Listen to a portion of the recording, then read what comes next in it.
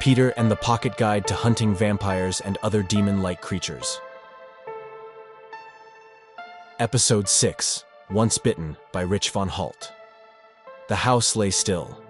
The only sound the soft clicking of Mom's knitting needles as she reclined in the lazy boy. Her thick glasses perched on her nose, magnifying her eyes as they followed the flashing movements of the needles. Suddenly the front door banged open, and Peter rushed past in a blur. Mom's head snapped up. "Peter!" she called, her voice laced with concern. A beat of silence. "Peter, is everything all right?" But he was already gone, his footsteps pounding up the stairs. He burst into his bedroom and slammed the door, leaning against it heavily. His chest heaved as he fought to catch his breath, eyes squeezed shut. After a moment, he pushed off the door and stumbled to his desk. With shaking hands, he snatched up a worn book, The Pocket Guide to Hunting Vampires and Other Demon-like Creatures. Flipping frantically through the pages, he found the section titled Vampire Initiation and scanned until he saw the word ceremony. The initiation ceremony starts off with a low hum to call the spirits of the underworld. Peter read aloud, his voice barely a whisper.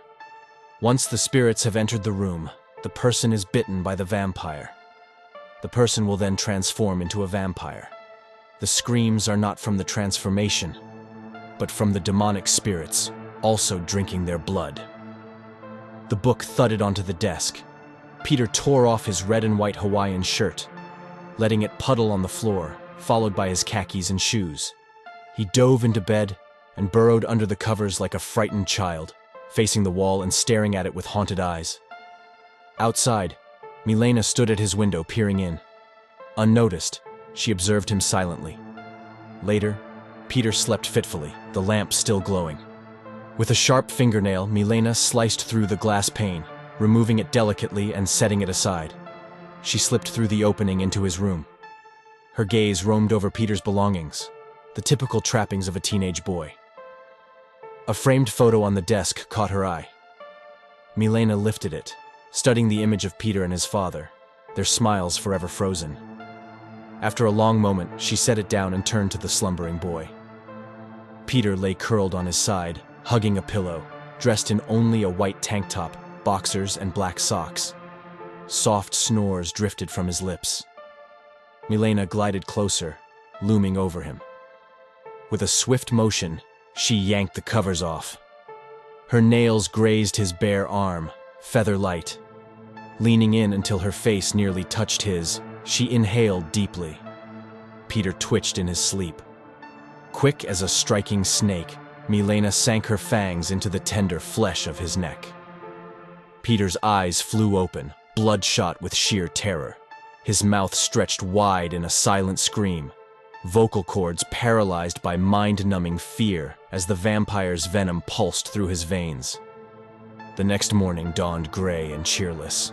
Mom stood outside Peter's bedroom door, her brow furrowed with worry. She rapped her knuckles against the wood. "Petey?" Silence. She knocked again, harder. "Peter, are you going to come out today? I saw you grab toilet paper. Are you sick? Do you need medicine?" Inside the room, Peter huddled on his bed, back pressed against the wall. He clutched a pillow to his chest like a shield. Wads of toilet paper were taped haphazardly to the side of his neck, stark white against his pallid skin. Mom's voice filtered through the door, tinged with concern. "Peter, it's almost noon and you missed breakfast." He remained motionless, staring blankly ahead. Outside, Mom hesitated, then sighed. As she turned to walk away, she muttered under her breath, "I hope you're not coming down with a cold. That's the last thing we need. The flu." In his room, Peter sat frozen, mind whirling with shock and disbelief. Days blurred together. Peter maintained his vigil on the bed, barely moving except to devour the contents of The Pocket Guide to Hunting Vampires and Other Demon-like Creatures. He pored over the section titled A Vampire Bite, eyes scanning the ominous words. When bit by a vampire, you would have to be drained completely in order to transform into a vampire. You cannot transform into a vampire without a ceremony taking place with the spirits of the underworld being present. If you find yourself bit by a vampire, it's best to stay indoors for 3 days. You will develop symptoms. Your symptoms will include dizziness, vision blur to sunlight, upset stomach, lack of hunger, absence of taste buds, and nausea. The bodies left for dead have to be dismembered and disposed of completely. If not, they may come back from the dead as a zombie-like creature. Peter snapped the book shut, the thud echoing in the stillness. He remained motionless as day faded into night, and night brightened into day once more. Sleep eluded him. He simply stared, mind churning with the horrifying implications of what had happened to him. Peter stood before the bathroom mirror, water dripping from his face. With trembling fingers, he peeled the toilet paper from his neck, revealing the bite marks beneath. The bruising had faded, leaving only 2 small telltale scars. He reached for his Hawaiian shirt hanging on the towel rack and shrugged it on. Fingers fumbling with the buttons, he popped the collar, attempting to conceal the damning evidence. Frustration mounting, he folded the collar back and simply buttoned the shirt to the top. A sharp knock at the door. "Peter, you have a guest!" Mom called. Brow furrowed, Peter cast one last glance at the scars before striding out to investigate. He swung open the front door to find Lily on the porch, her presence unexpected. "What are you doing here?" he blurted. Lily laughed, the sound tinkling in the air. "I wanted to see if you were okay. You left our date." "It was a date?" "Of course. Silly," she teased. "I haven't seen you in a couple of days. I was worried." Peter's mind raced. "How did you know where I lived?" "I went to the travel agency and talked to Pete." "You know Pete?" Surprise colored his tone. "I do now." Her grin was impish. Laughter bubbled between them, the tension easing. Lily stepped closer, arms reaching to encircle his neck. Peter flinched back, halting her advance. Lily's smile faltered. "Is something wrong?" "There's something I have to tell you." Peter grasped her hand, guiding her to the edge of the porch. "That night I left you at the theater," he began, his voice low and urgent. "Pete and I went to the caves." Lily's eyes widened. "Why would you go to the caves?" Peter met her gaze, words caught in his throat. Silence stretched between them, heavy with unspoken fears. Moments later, Peter revealed the vampire bite, the scars stark against his skin. "I didn't know if I was going to turn into a vampire. That's why I didn't come around." The words tumbled out in a rush. Shock etched itself across Lily's features. "Tell me you're joking." "I wish I was. That's why I came into the bookstore and bought that book." "This is really weird, Peter." "You're telling me," he scoffed. Lily chewed her lip, considering. "What are you going to do?" "I don't know." "But these guys at the travel agency work for the vampires?" Her voice rose with incredulity. "Something like that, yeah. And you work for the travel agency. So at some point, they're going to expect you to go back to the cave. And the person who bit you is probably there." "Oh, I'm not going back," Peter declared vehemently. "Peter, I think you need to take precautions," Lily cautioned. He sighed, shoulders slumping. "But I have to work. For my mom, at least." Lily glanced at her watch. "Speaking of, I have to get going. Do you need a ride?" Relief flickered across Peter's face. "That would be nice, yeah. Thank you." "Of course."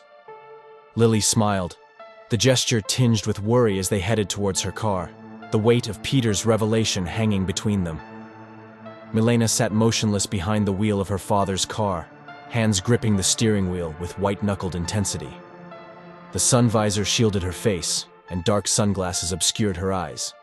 She had parked strategically, several houses down from Peter's, her vehicle blending into the quiet suburban street. Her gaze remained fixed on Peter's front door, unwavering. As if on cue, the door swung open, and Peter emerged, waving goodbye to his mother. Lily trailed behind him, and together they walked to her waiting car. Milena watched as they climbed inside and drove off, Peter oblivious to her vigilant presence. With a twist of the key, Milena brought the engine to life. She slipped the car into drive and eased away from the curb, maintaining a discreet distance as she tailed them through the winding streets. Inside Lily's car, the atmosphere was lighter. Lily pulled over just outside the travel agency, the brakes squealing softly as the vehicle came to a stop. Peter turned to her, a hopeful lilt in his voice. "I'll see you tonight?" Lily nodded, a smile playing at the corners of her mouth. "Yeah." "'Kay. I'll walk over." Peter leaned in, his lips meeting hers in a gentle kiss. Moments later, Peter stepped out of the car, the door thudding shut behind him. He raised a hand in farewell, gratitude evident in his expression. "Thanks for the ride." Lily's smile widened, and she lifted her hand in a parting wave before pulling away from the curb and disappearing down the street. Unnoticed, Milena observed the exchange from the confines of her father's car. As Peter vanished into the travel agency, she shifted her focus to Lily's retreating vehicle. With a determined set to her jaw, Milena accelerated, the engine growling as she began her pursuit, intent on unraveling the secrets that bound them all together. Peter pushed through the door of the travel agency, the bell above jingling merrily. Inside, Niccolo and Sergio hunched over a table littered with playing cards, forks twirling pasta. Luigi and Angelo stood sentinel behind the counter, Angelo shoveling bolognese into his mouth. Luigi glanced up, eyebrows raised. "Hey, Peter, how you feeling?" "I'm good. Just a little tired," Peter mumbled, fatigue evident in the slump of his shoulders. Angelo swallowed a mouthful of pasta, a knowing glint in his eye. "I haven't gotten sick in years. You know why?" Peter shook his head, puzzlement creasing his brow. "Why?" "Garlic." Niccolo choked on his water, sputtering. Sergio chuckled, the sound low and amused. Peter's gaze darted between the two men, confusion deepening. Angelo waved a dismissive hand. "Never mind those guys, Peter. Listen to me. Garlic is the best medicine. It's packed with diallyl disulfide and S-allyl cysteine." Peter's expression remained blank, uncomprehending.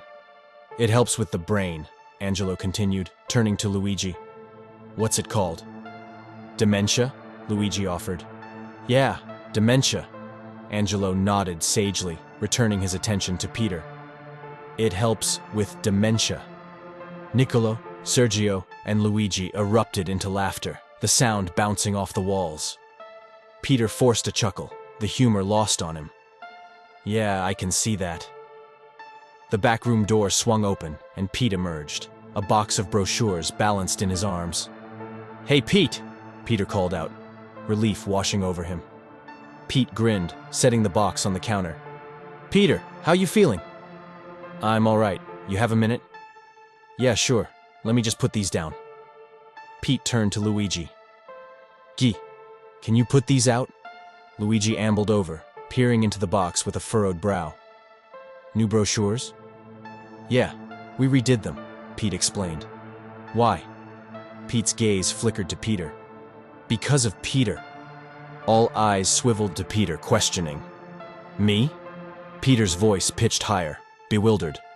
Luigi plucked a brochure from the box, unfolding it. He read aloud, "Hawaii, New York, Los Angeles, Miami, or even Italy. We can help you get there by boat, plane, or even train. We can organize your trip with fun excursions, hotel, and transportation accommodations. Happy traveling." Angelo guffawed. "You can't take a train to Italy." Pete shot him a withering look. "Shut up and eat your pasta." Luigi waved the brochure. What did Peter have to do with this? Pete glanced at Peter, a smile playing at the corners of his mouth. "Never mind that. Just take these around the neighborhood." "Neighborhood?" Luigi echoed, incredulous. "Yeah, drop some off at the stores." "Why me?" Pete jerked his thumb towards Angelo. "Because he's eating." Angelo nodded, shoveling another forkful into his mouth. "Yeah, I'm eating." He pointed his fork at Peter. "The garlic, Peter, the garlic." "You got that second, Pete," Peter said, eager to escape the bizarre conversation. "Yeah." In the closet, a rack of Hawaiian shirts separated Peter and Pete as they draped their arms over it. Peter took a deep breath, steeling himself. "The other day, after you dropped me off..." "Yeah?" Pete prompted. "I'm 100% sure I was bit by a vampire." Pete barked a laugh. "What do you mean?" "I don't know. I was sleeping, and the next thing I know I had a vampire on the side of my neck." You sure you weren't dreaming? Pete, Peter growled, frustration mounting. He yanked down his shirt collar, exposing the marks. Pete's eyes widened. Oh shit, Peter. That looks like a hickey from your bookstore girl. Peter adjusted his collar aggressively, anger flaring. It's not a hickey from the bookstore girl. It's a vampire bite. Okay, Peter. Let's just say it's a vampire bite. Why you? Why now? I'm telling you, I saw my dad's car. What if the vampire that killed my dad saw us and followed us? Pete shook his head, skeptical. That's really elaborate. But it's not crazy. We were blindfolded. But you could see. Not great. Only good enough to see Dasco, Peter admitted. I don't know, Peter. Peter's gaze sharpened. Where's your dad? Pete hesitated, chewing his lip. He's running an errand, to the cave. The cave? Peter's voice rose, disbelief and dread mingling in the air between them. The night air pressed in, suffocating, as Peter walked the empty streets. His footsteps echoed off the pavement, a staccato rhythm that mirrored the pounding of his heart. Every shadow seemed to hold a threat, every flicker of movement a potential danger. Peter's eyes darted behind him, scanning the darkness for pursuers, real or imagined. He pushed through the door of the bookstore, the bell above tinkling discordantly. Inside, the warm glow of the lights and the musty scent of books offered a momentary reprieve from the oppressive night. An older woman stood behind the counter, her silver hair pulled back in a neat bun. She smiled at the customer ahead of Peter, handing over a bag of books. Thank you. Come back and see us. The customer nodded, clutching the bag. I will. Take care. As the customer exited, the woman's gaze fell on Peter. Hi, how can I help you? Peter approached the counter, nerves fraying. Hi, I'm Peter. I'm Clarice, the woman replied, her voice warm and friendly. Hi, Clarice. I'm looking for Lily. Is she in the back?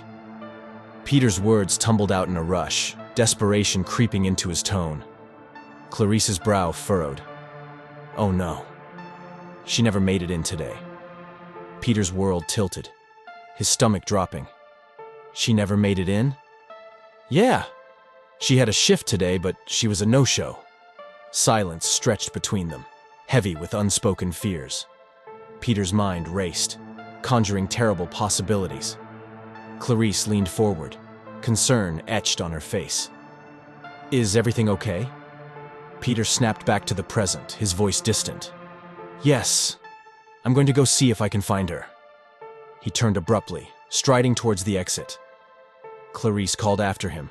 Okay. If you find her, tell her to call me. I will. Peter tossed over his shoulder. The words automatic, meaningless. The bus rumbled through the night, a hulking beast traversing the slumbering city. Peter huddled in the back corner, his body pressed against the window as if trying to disappear into the shadows. His eyes stared unseeing at the passing streetlights, his mind consumed by a single, terrifying thought. Lily was missing. Peter burst through the front door of his home, his heart hammering against his ribs. Mom? Silence greeted him, the living room empty and still. He raced to the kitchen, his voice rising in pitch. Mom? Nothing. Panic clawing at his throat, Peter charged into his mother's bedroom. Mom? The room was vacant, the bed pristine and undisturbed. Peter's gaze fell on the open window, curtains billowing in the night breeze. With trembling hands, he reached out and slammed it shut, the glass rattling in its frame. Fear coiled in his gut, cold and viscous. Something was wrong, very wrong. And Peter had a sinking suspicion that the nightmare he thought he'd escaped had only just begun.